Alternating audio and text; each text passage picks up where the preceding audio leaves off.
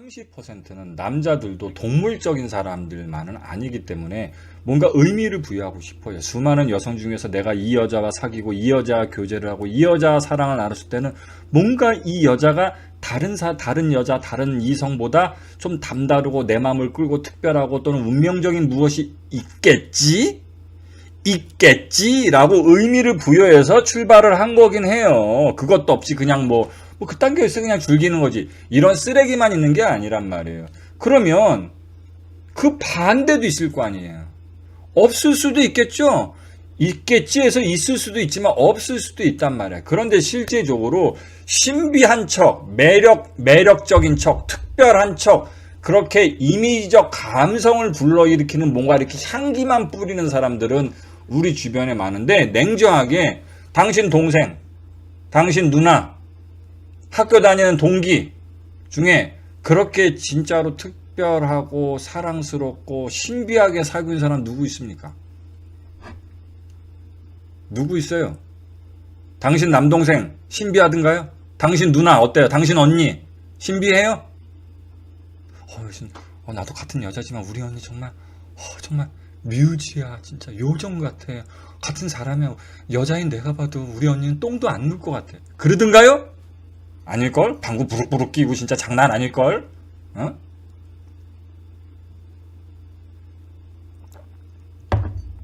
그렇잖아요. 그래서 온 의사인 손끝마다 다 들려 막 서로 이러잖아요. 서로 실체를 다 하니까 어렸을 때부터 같이 살아갖고.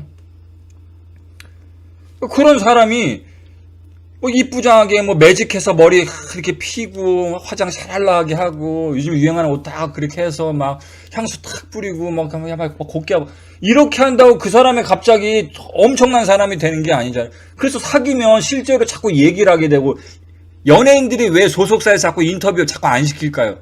되게 멋있어 보이고 신비해 보이는 여자도 입만 열면 싼티나고 이 빈 껍데기가 막 깡통 요란한 소리가 나니까 신비한 이미지하고 어울리는 내실을 가지고 있지 않은 여자 연예인들한테 그래서 인터뷰를 안 시키고 예능 같은 데 안 내보내잖아요. 돈이 되는데도 폭망할까봐. 근데 연애가 뭐예요? 자꾸 대화하고 자신을 드러내고 자기 사는 모습과 자기 가치관과 자기 인생을 드러내는 거잖아요. 그러니까 자꾸 실체가 드러날 수밖에 없어서 처음엔 이 여자를 만나면 신비하겠구나, 뭔가 특별하겠구나, 그래서 대체 불가한 어떤 매력이 있겠구나 해서 만났어요. 그래서 속 얘기도 듣고 살아온 얘기도 듣고 심지어는 스킨십까지 다 했어요. 근데 보니까 똑같아. 뭐 없어. 그럼 당연히 맨 처음에 불었던 엄청난 기대심이 떨어지니까 당연히 뭔가 시들할 수 있잖아요. 근데 이 부분을 여자들은 내가 요즘 요거라 잡은 고기에 모이를 더 이상 안 준다 이거야? 내가 좀 잘해주니까 다 잡은 고기다. 마음 편했지. 요거 하지 요즘에 군기 좀 빠졌구만. 군기 좀 잡아야 되겠구만. 나 놓칠 수 있다. 또는 좀 약간 힘들게도 만들어주고 질투심도 유발하고 내가 얼마나 섹시한 여자인지 보여줘야 되겠고 이런 걸 좀 반복해서 밀고 땡기고 좀 잘해줬다 괴롭혔다 좀 힘들어했다 좀 섹시해 보였다 이걸 자꾸 반복하면서 밀당을 하면 그렇게 내려간 여성에 대한 관심도나 애정이 높아질 것이다 라고 생각하는 자체가 아무리 상식적으로 생각을 해봐도 말이 안 되잖아요. 그나마라도 자연 발생적으로 있었던 걸 더 깎아먹을 뿐이지 사람을 징글징글하게 만들 뿐이지 전혀 그런 게 아니라고요. 전혀 그런 게. 그러니까 이 부분은 이런 어떻게 하면 그런 내 남자가 나를 좋아하게 만들 수 있도록 밀당에 밀고 당기는 관계의 법칙을 배워서 쓸 수 있을까요? 라고 물어보면 질문 자체가 우문인 거예요. 말씀드렸잖아요. 못난 놈이 위대한 꿈을 이루는 법 따위는 없어요. 애초부터 매력이 없고 매력적인 인생을 살고 있지 않은 인간이 어떤 연기, 표정, 말투, 바디랭귀지 분석 이딴 걸 해갖고 누군가를 하여금 나만 살아가게 만들고 엄청나고 끈끈하고 강한 영향력을 가진 그런 관계성을 만들어낸다는 건 불가능해요. 원래 매력 없는 인간들하고 만나서 연기만으로 그걸 할 수 있는 건 없는 거예요. 그래서 그 두 개를 분리해서 초반부터 말씀드렸죠. 신비한 매력을 가진 것으로 여겨지게 만드는 그런 부분들은 이미지적 연출, 그런 미적 연출인 미장센에 해당되는 거고, 이 우측의 진짜는 신비한 매력이라고 표현하지만 사실은 뭐다? 신비한 자아, 신비한 인생 그 자체다. 그러니까 이걸 가지는 부분에서 얻어진다. 그래서 이걸 구분해서 말씀을 드린 거예요. 그래서 일단 이것과 비슷하지만 이산이 아닌가 배 이건 아니다라는 걸 말씀드리기 위해서 영화적 연출 기법 중에 하나인 미장센이라는 개념을 제가 강의 초반에 언급을 해드렸죠.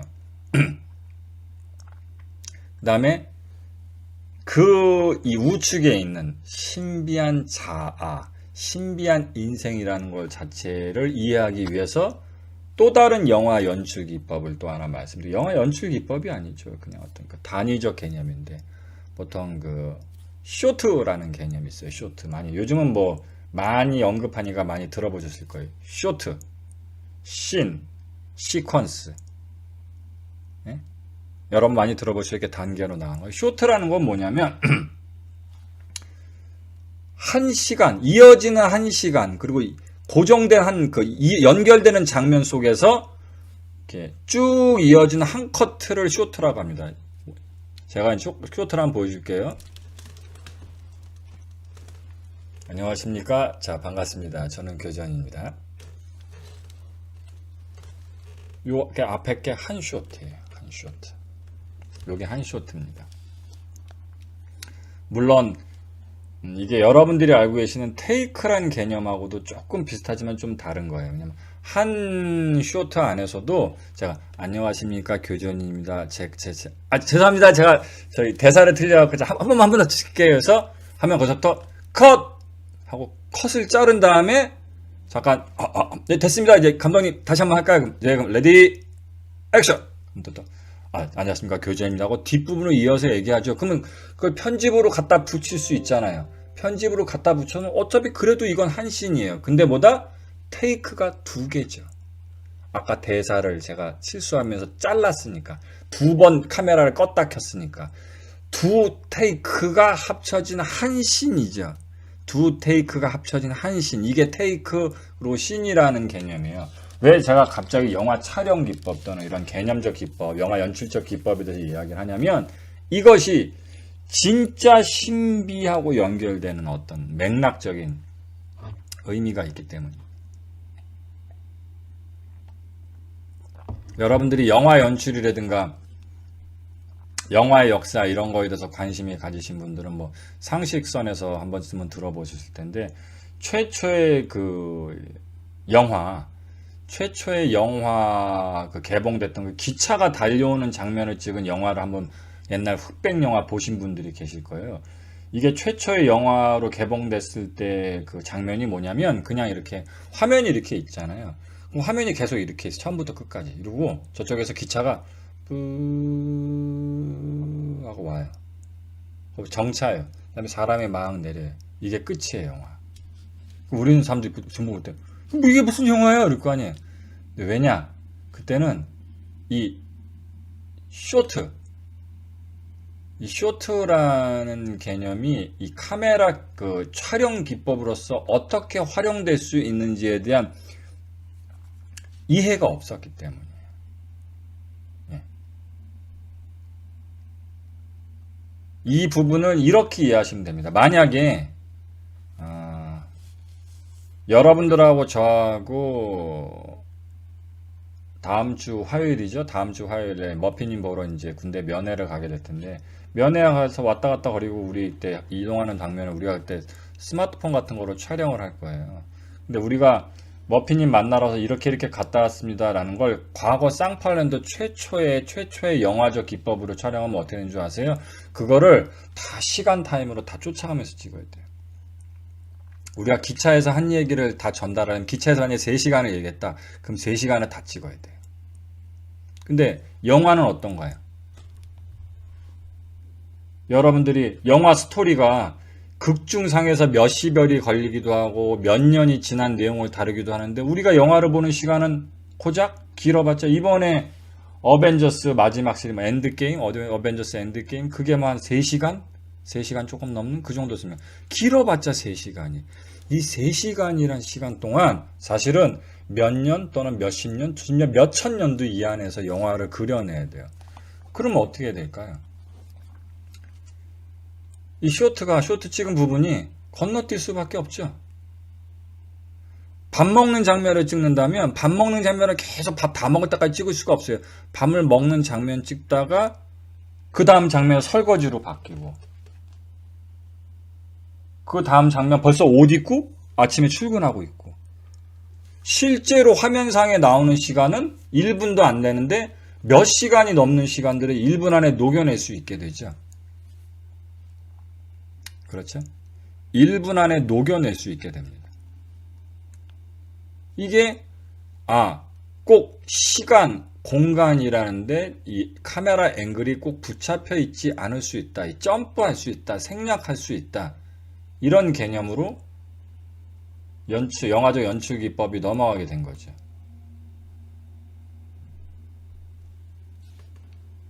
근데 여러분들이 영화 같다 이런 표현을 종종 하실 때가 있어요. 무슨 뜻이냐면 자신의 인생 현실이 현실이라기보다 왠지 드라마 같고 비현실적인 영화 같다 이렇게 표현할 때 보통 영화 같다고 얘기를 하잖아요. 그럼 여러분들은 자기 인생의 어떤 장면을 영화 같다고 느끼시나요?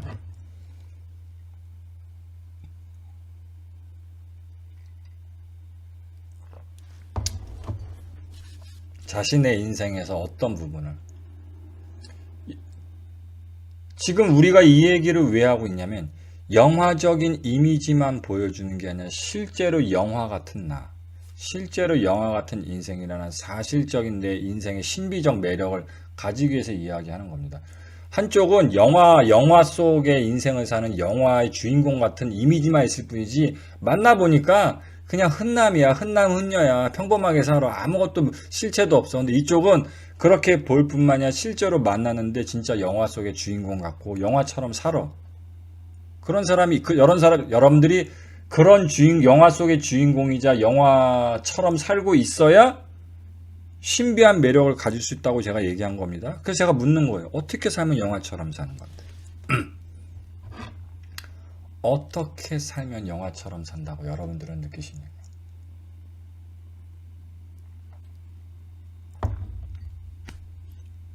그 실체를 이해하지 못하면 신비한 관계적 매력은 못 가지는 거예요. 근데 그 개념도 이해를 못해 사람들이.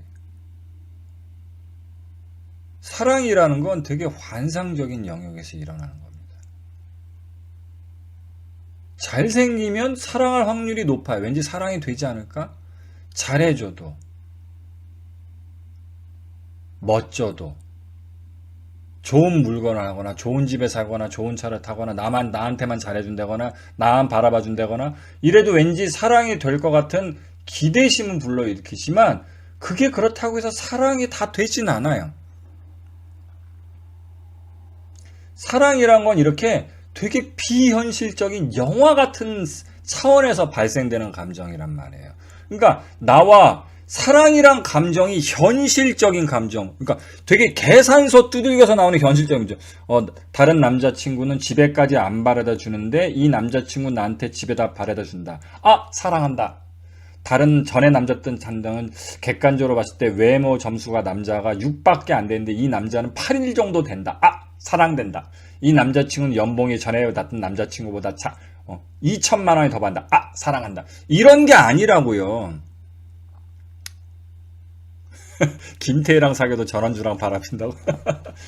뭔가 이렇게 산술적으로 딱딱 떨어지는 현실의 계산적인 영역에서 일어나는 감정이 아니에요.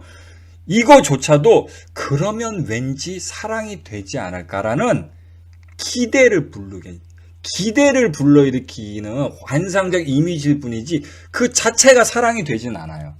그러니까 사랑이라는 건 현실 차원에서 이루어지는 게 아니라 이 영화적인 차원, 영화 속의 주인공, 영화 속 영화 같은 인생을 살고 있는 이 영화 같은 차원에서 이루어지는 거기 때문에 이 차원적 이해가 없이는 사랑을 거머쥘 수가 없는 거죠. 그래서 이것이 조금 과장되면 관객들이 짜증을 내죠. 왜냐? 아니 무슨 뻑하면 다 만나 무슨 파리에서 만났던 사람이 여기서도 만나고 그 사람은 공항에서도 만나고 그랬더니 무슨 또 이 사람은 알고 보니까 무슨 뭐 유전자 검사해 보니까 무슨 재벌 회장에 무슨 핏줄이었고 나중에 또 알고 보니까 둘이 또 배다른 남매였고 이건 뭐야 좀 뭐하자는 플레이야 이건 뭐 왜냐 우연 신기한 사건 그런 것들을 영화적 스토리를 만들기 위해서 너무 어거지로 많이 넣는 걸 보면 이걸 영화다. 이게 현실이 아니다. 이건 영화다. 이렇게 보면서도 관객들이 짜증을 내. 아니, 뭐 하자는 거야. 뭐 이런 거 있잖아. 주인공이 막 가난해서, 결혼도 못하고 자기 좋아하는 여자하고 헤어지게 됐어요. 그래서 한강에 죽을라다가 죽기 전에 로또나 한번 사보자. 지금 재밌으면 발표할 시간이네. 그래, 소주 한잔 먹으면서 로또 발표해야 되겠다. 우와! 1등이다! 그 여자친구가 만나고 행복하게 잘 살면 아마 그 스크린을 돌날로 거야. 뭐 하자는 거야, 지금? 아무리 영화라지도 이거 지금, 그래, 현실이 아니다가, 그러면서 보고 있긴 하지만 이게 지금 뭐 하자는 거야, 지금? 이게 말이 되냐고, 이게. 개연성이 없잖아, 개연성이 진짜. 우리는 그래서 근데 영화상에서도 영화라고 생각하면서 보는 것도 개연성이 없으면 야 이거 뭐야 짜증나게 지금 장난해 지금 이게 세상에 지금 얼마나 요즘 좋은 시나리오들이 많은데 이게 뭐야 시나리오와 각본이 개판이니 이게 쓰레기지 막 이렇게 욕하는데 우리 정작 현실에서 영화적 삶을 꿈꾸면서 영화적 삶을 다 어떻게 기대하느냐 그런 신기적 우연의 요소에서 기대합니다. 원래 내로남불이라고 남이 하면 불륜이고 내가 하면 로맨스라고 원래 그 확률적이고도 수학적으로요 당신이 사귀는 당신이 사귀는 이성은 당신의 환경 근처 안에 있는 사람입니다. 이해되셨어요? 당신이 사귀는 사람은 당신이 알고 있는 사람의 알고 있는 사람이거나 즉 관계적 환경 속에 있거나 지금까지 당신이 어떤 사람을 사귀었죠? 그럼 당신은 그걸 되게 운명적이고 로맨스라고 포장하고 싶어 하잖아요. 근데 그건 다 내로남불에 다 자기 합리화고요. 뭐 팩트적으로 얘기하면 뭐 이거 사회과학적으로 통계로 다 나와 있어요. 당신이 지금까지 사귀었던 남친 여친 다 누구냐? 당신이 아는 사람의 아는 사람 또는 당신이 자주 가는 곳에서 물리적으로 자주 보던 사람 중에 누구예요? 학교, 직장, 동네, 모임, 친구의 친구 또는 그 친구가 소개시켜준 사람. 네. 그런 사람입니다. 그래서 그런 사람하고 몇 번 자주 보다가 일반적으로 얘기하는 라포 처음 보는 사람은 낯설고 경계심이 생기잖아요. 근데 내가 아는 사람의 아는 사람이래. 그러니까 위험한 사람은 아니겠지? 또는 그런 안정감도 생기고 내 아는 사람을 통해서 그 아는 사람의 아는 사람 관련한 정보도 건네듣고 그러다 보니까 또 몇 번씩 마주치다 보니까 낯설음과 경계심이 익숙함과 친밀감으로 바뀌면서 서서히 정 비슷하게 그러니까 자주 보니까 그냥 이렇게 정 생기는 그런 방식으로 해서 그냥 그렇게 사귀게 된 거예요. 근데 뭔 놈의 영화 같은 사람, 뭔 놈의 자만추, 뭔 놈의 거기 로맨스가 있어. 원래는 없어요. 원래는 없다고. 없잖아요. 그러니까 너무 유치하잖아. 나도 유치하고 내 인생도 너무 유치하고 나한테 부여하는 지금까지 내가 믿은 부분. 난 그래도 세상에 나처럼 생긴 사람, 나 같은 영혼을 가진 사람, 나 같은 개성을 가진 사람은 나 하나뿐이야. 내가 인생에 태어난 이유가 있을 거야. 내가 다른 사람하고 똑같을 리가 없어. 내가 모나의 볼펜처럼 아무 무의미한 그런 누구일 리가 없어. 내가 여기 태어난 이유가 있고 그런 나의 태어난 이유를 밝혀주기 위한 나의 운명전 짝이 어디에 존재할 거야. 그 짝이 날 기다리고 있을 거야. 우리 둘은 서로 운명의 사랑을 할 거야. 뭐 이런 식으로 판타지 구현한 게 하나도 매치가 안 되잖아요. 하나도 안 되기 때문에 그러니까 이걸 억지스럽게 자기를 주인공으로 만들어야 돼요. 지금부터 그 인위적인 시나리오 수정 작업이 여기서 드디어 들어갑니다. 첫 번째 들어간 게 뭐냐면 주인공을 또라이로 만드는 거예요. 예를 들어서 봐봐요. 주인공 제가 설정해 볼게. 주인공 철수. 아까 용식이로 해볼까? 용식. 미숙에서 용식. 주인공 용식. 직업 편의점 아르바이트생. 나이 27살. 대학교 졸업 후 군대 갔다 와서 지금 휴학 중. 학비를 벌기 위해서 지금 알바 중. 공무원 시험을 준비 중이나 별 가망성 없음. 생긴 거 그냥 그저 그럼. 싸움 그저 그럼. 패션 스타일 그저 그럼. 말투 그저 그럼. 키도 그저 그럼. 취미 별로 없음. 누리 게임이 전부임. 유머 감각 별로임. 아재력 조금 있음. 뭐 이런 캐릭터라고 생각해봐요. 이거 갖고 도대체 무슨 영화를 만들어? 얘 갖고 도대체 무슨 영화를 만들겠어? 당신이 감독이면 당신이 봉준호가 됐든 무슨 누가 됐든 간에 이런 사람 이런 주인공 갖고 도대체 무슨 영화를 만들 거야? 할 수 있어? 그 영화 스토리 뭐야? 스토리 오늘도 저기 편의점 출근 12시 됐음. 그래서 전날 다 팔지 못한 도시락 중에 하나를 또 맛있게 또 하나 먹으면 전자레인지에 데워 먹어. 오늘도 또 손님을 받음 청소를 했음. 뭐 이런 스타일 이런 자체에 계속 주인공도 그런 놈이고 스토리도 그런 인생이야. 근데 생각해 보세요. 평범한 스토리를 영화로 만드는 거 어떻게 아주 간단합니다. 아주 간단해. 첫 번째. 아주 간단합니다. 그 아까 얘기했던 그 병맛의 편의점 주인공을 빼고 용식일 빼고 스토리는 똑같아. 별일 없어. 그냥 스토리는 똑같은데 거기에 정우성이란 주인공을 딱 넣는 거죠. 편의점 주인공을. 정우성이 이렇게 편의점 보고 어서 오세요. 뭐로 드릴까요? 이러면서 오늘도 커피 주시네요. 뭐 이런 거 하면 어떻게 냐 무조건 스토리가 생겨. 아무 일도 없어. 원래 병만인 사람이 어서 오세요. 오늘도 커피 드시네. 용식이가 이러면 손님 대꾸도 안 해. 커피를 먹든지 말든지. 오늘도 서울이죠. 2+1인데 하나 더 더 가져갈 수 있는데. 용식이는 이런 얘기도 아무 일도 안 생겨. 아무 일도 안 생기는데 정우성이 오늘도 커피 드시네. 그럼 어떻게 됐어요? 근데 여기 아르바이트생이신가 봐요. 하면서 뭔가 여자 손님이 말을 걸어오고 뭐 가만히 있어도 무슨 사건이 생겨. 가만히 있어도 정우성이란 존재가 들어온 것만으로 갑자기 막 스토리가 막 생겨. 근데 정우성이라든가 뭐 아이린이라든가 뭐 차은우라든가 원빈이라든가 김태희라든가 이런 식으로 다 갖다 놓으면 스토리가 생기겠죠. 근데 그게 우리가 원빈이고 우리가 정우성이고 우리가 김태희나 아이린이었으면 좋겠는데 우리 모두는 어떻게 그런 사람이 아닌걸. 그런 사람이 되지 못해 됐으면 싶은데 그런 사람이 못 되는 걸 어떻게 해요? 근데 주인공으로 되고 싶어. 내가 차은우라든가 뭐 아이린이라든가 차승원이라든가 이런 사람이었으면 좋겠는데 내가 그런 단박에 주인공이 되면서 인생의 스토리가 영화처럼 바뀌어질 텐데 그게 안 생겨. 존재 자체로 영화를 만들어버리는 정우성이 아니에요. 당신이 어마어마한 미인이지. 어디 가서 있는 자체로 당신 주변에서 항상 무슨 사건이 벌어져요. 우리가 그런 사람이 아니라는 걸 인정하셔야 돼요. 존재 자체로 영화적 스토리를 만들어낸 사람이 아니라고. 평범한 사람들이에요, 우리들은. 그러니까 평범한 사람들은 또 당연하게 인생이 평범해요. 평범한 사람들이라서 평범한 인생을 살아요. 그러니까 우리는 뭐 엄청난 운명성을 가지고 엄청난 욕망적 기호를 가지고 확률 희박한 운명성의 누굴 만나지 않고요. 아까 말씀드린 대로 우리 주변에서 자주 접하는 사람 중에 누군가와 만납니다. 그게 수치스러우냐? 전혀 수치스럽지 않습니다. 그건 전혀 수치스러운 게 아니에요. 그럼 그 사람들은 어떻게 만나요? 자주 만나다 정이 싹 터서 만납니다. 그게 스토리의 전부예요. 간단하죠. 우리 누구다? 우리 상대 누구다? 평범한 사람들이다. 어디서 만난다? 자주 접하는 환경에서 만난다. 어떻게 만난다? 자주 만나면서 정들어서 사귄다. 그게 전부예요. 이게 전부입니다. 이게 팩트입니다.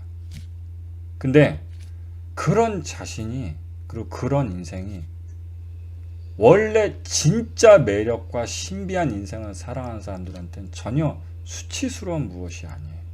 왜냐? 그들은 그런 자신과 그런 인생도 영화처럼 만들어 나가면 살고 있는데, 진짜로 영화처럼 살고 있지 못한 사람일수록 이걸 더 영화처럼 드라마틱하게 만들어내는 것으로 자신의 초라한 존재성과 한심하기 짝이 없는 인생을 포장할 수 있기 때문에 그걸 받아들이지 못해요. 그걸 받아들이지 못하는 거예요. 사랑은 영화 속에서 일어나는 거야. 근데 나는 영화 주인공이 아니야. 나도 영화처럼 살고 있질 않아. 그러니까 어떻게 나한테 개또라이 기호로 개또라이 설정을 해서 난 이게 싫고 저게 싫고 뭐가 싫고, 영화 다 보세요. 다 희한한 사람들밖에 없잖아. 어? 영화 캐릭터 다 희한한 캐릭터밖에 없죠. 되게 잘난 히어로 캐릭터 아니면 다 희한한 또라이 캐릭터밖에 없잖아. 그래서 거기서 영향받아. 나도 또라이가 돼야 되겠다. 또라이가 되면 주인공이 돼. 전부 다 자기를 또라이로 만들어버려.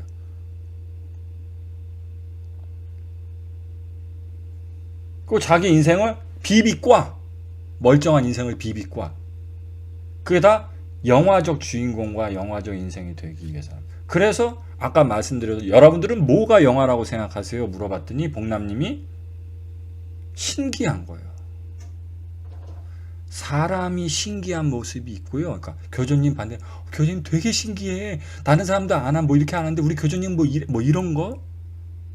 신기한 능력? 신기한 어떤 이미지? 신기한 모습? 또는 교주님 많은데 되게 이런 신기한 일이 생겼어요. 이런 신기한 어떤 사건? 이런 걸 자꾸 거기서의 영화적 연출 효과를 노립니다. 근데 이 전 강의에서 제가 절대로 잊지 말아야 된다면서 제가 3가지를 말씀드린 게 있어요.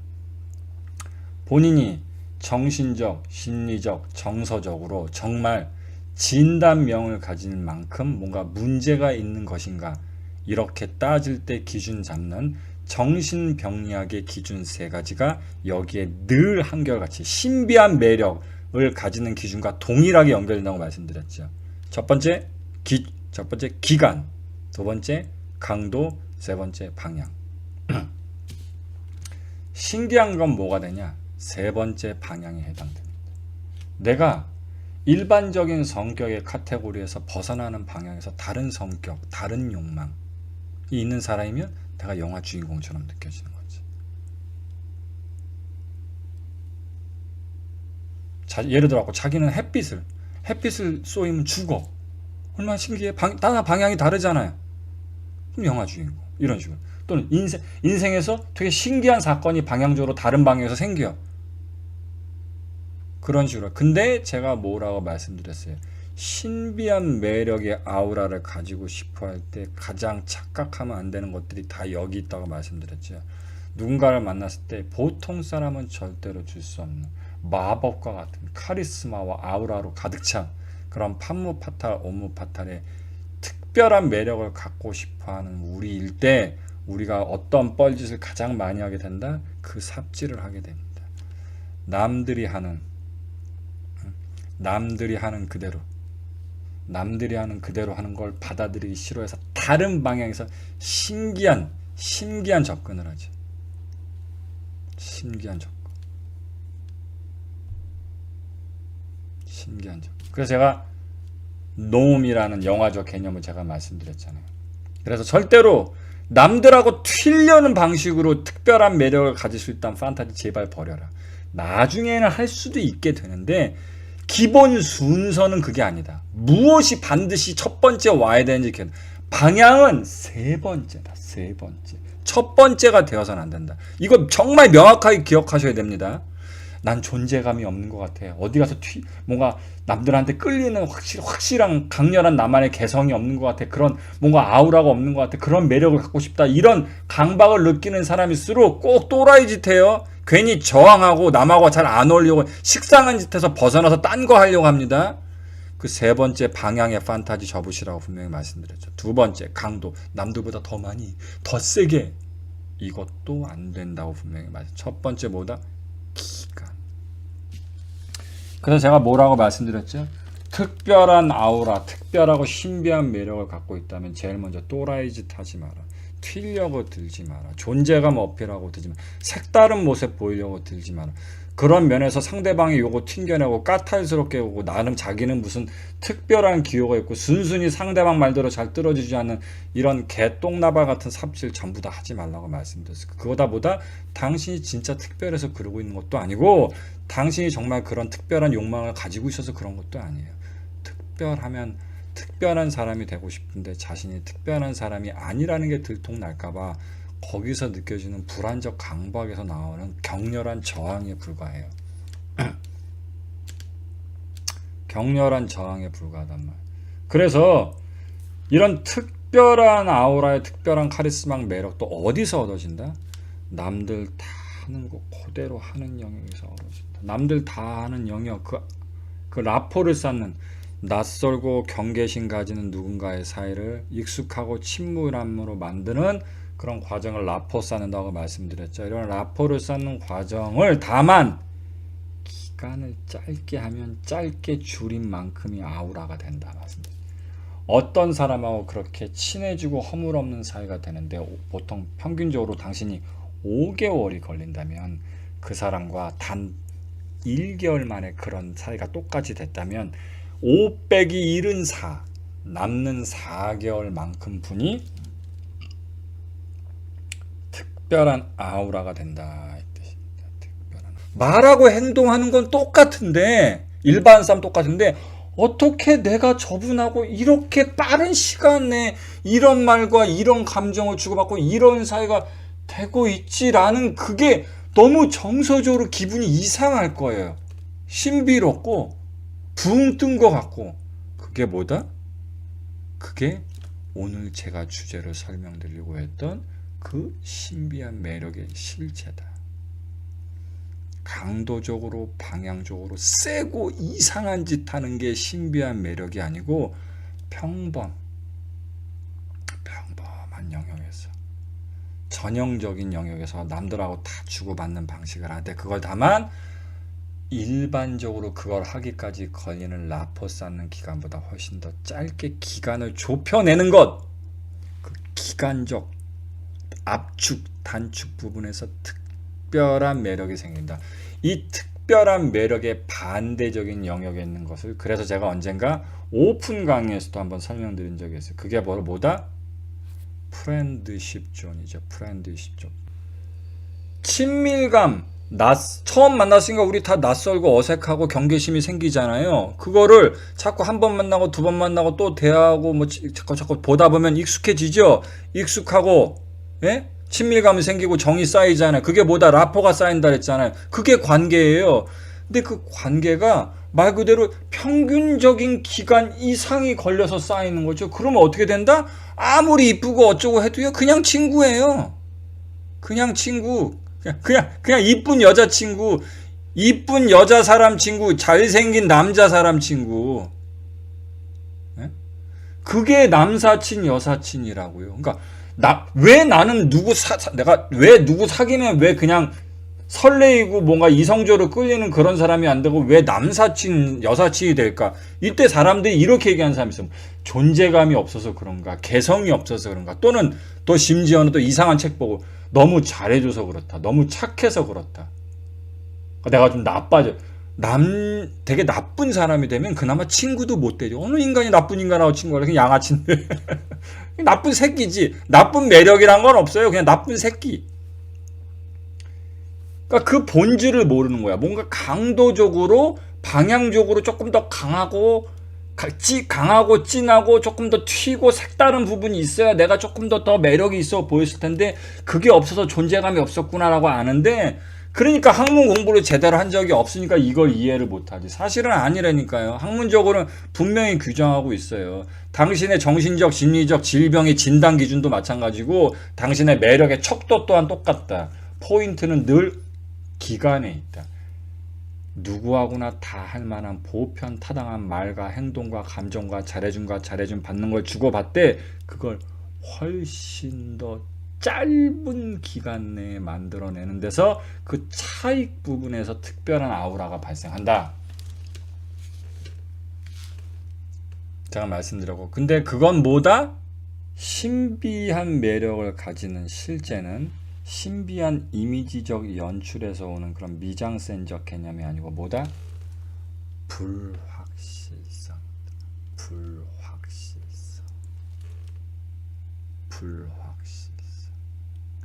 이 불확실성에서 이게 오는 거고, 이 불확실성이란 개념을 자기의 자아 정체성, 그리고 욕망성, 그리고 인생 방향성 안에 가지지 못하면 평생 진짜 매력이라는 거는 전혀 이해조차 할 수가 없게 돼요. 튀거나 또라이 짓 하거나 또는 자기가 신비한 척 이렇게 냄새를 피울 수 있는데, 진짜 신비한 모습을 보여줘서 자기만을 사랑하도록 만드는 엄청난 압도적인 지배적 힘으로써 그걸 발휘하지 못해요. 네, 그래서 이 불확실성을 설명드리기 위해서 쇼트를 말씀드린 거예요. 쇼트, 신, 시퀀스, 이렇게 넘어가는 부분들, 이 넘어가는 부분들에 포함된 게 뭐다? 불확실성.